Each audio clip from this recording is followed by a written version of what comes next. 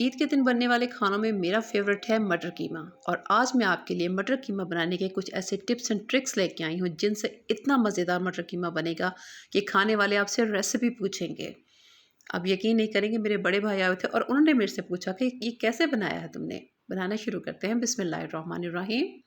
यहाँ पे प्याज को सॉरी प्याज नहीं, ऑयल को गर्म करके इसमें प्याज डाला और अब हमने इसको अच्छा सा गोल्डन कलर आने तक कुक करना है।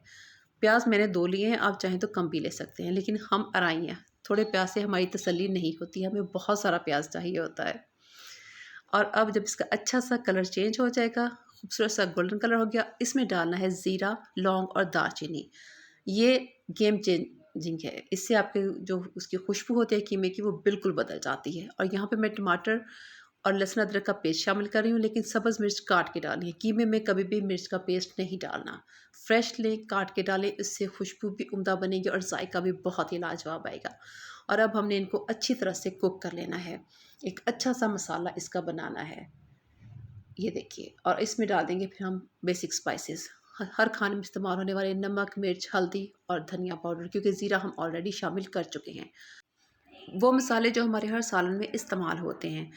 अब यहाँ पे जो टिप हुई है कि आपने इन मसालों को बहुत अच्छी तरह से भूनना है।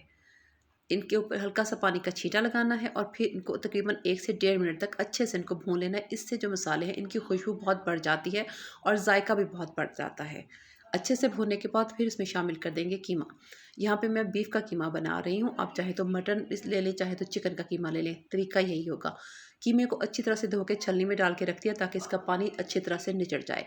अब तेज़ आंच पे हमने कीमे को तब तक पकाना है जब तक कि इसका जो अपना पानी है वो खुश्क ना हो जाए। ये देखिए कीमे ने कितना ज़्यादा पानी छोड़ दिया, मैंने बिल्कुल इसमें पानी नहीं ऐड किया था, ये इसका अपना है। इसको हमने तब तक भूना है जब तक ये पानी बिल्कुल ख़त्म ना हो जाए और जो कीमा है और वो ऑयल ना छोड़ दें कि इसका घी सेपरेट होना शुरू हो जाए, तब तक हमने इसको भूनना है। ये देखिए इसकी रंगत भी माशाल्लाह से बहुत खूबसूरत हो चुकी है और ये देखिए इसका ऑयल बिल्कुल अलग हो चुका है।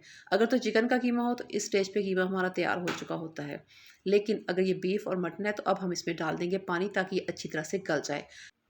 पानी आपने अपने हिसाब से डालना है, किसी के घर में जल्दी चीज़ गल जाती है तो कम डालना पड़ता है, कुकर में बनाए तब भी कम डालना पड़ता है। मैं कढ़ाई में बना रही हूँ इसलिए मैंने थोड़ा सा ज़्यादा ऐड किया है। और अब इसको मीडियम टू हाई फ्लेम पे पकने देना है। अब तकरीबन पानी आधा जब खुश्क हो जाएगा तब मैं इसमें मटर डाल दूँगी, क्योंकि मटर जो है मैं फ़्रोज़न इस्तेमाल कर रही हूँ। ताज़ा मटर हो तो उतना टाइम नहीं लेते गलने में, लेकिन फ़्रोज़न जो होते हैं वो थोड़ा-सा एक्स्ट्रा टाइम लेते हैं, तो इसलिए मैं इसमें डाल दूँगी। कुछ लोग बॉयल करके भी डाल देते हैं, फ़्रोज़न मटर होते हैं, लेकिन उससे ये होता है कि उसमें मटर के अंदर वो जायका नहीं आता, ना तो वो मसालों का टेस्ट उसमें आता है और ना ही कीमे का जायका उसमें रचता है। इसलिए आपको इसी में डालें ताकि इसके अंदर वो एक अच्छा अरोमा जो है ना कीमे का वो भी मटर के अंदर शामिल हो जाए। और अब हमने इसका पानी खुश्क होने तक इसको अच्छी तरह से पकाना है। जैसे मैंने पहले बताया medium to high flame. Flame का मैं इसलिए बताती हूँ कि जो लोग कुकिंग नहीं जानते उन्हें ये चीज़ें बहुत उनके लिए हेल्पफुल होती हैं, उनके लिए ये टिप्स होते हैं।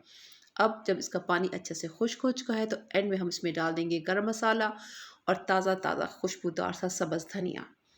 थोड़ा सा इसको मज़ीद भूनेंगे 1 से 2 मिनट के लिए और यूँ हमारा मज़ेदार किस्म का जो मटर कीमा है वो बन के तैयार हो चुका है।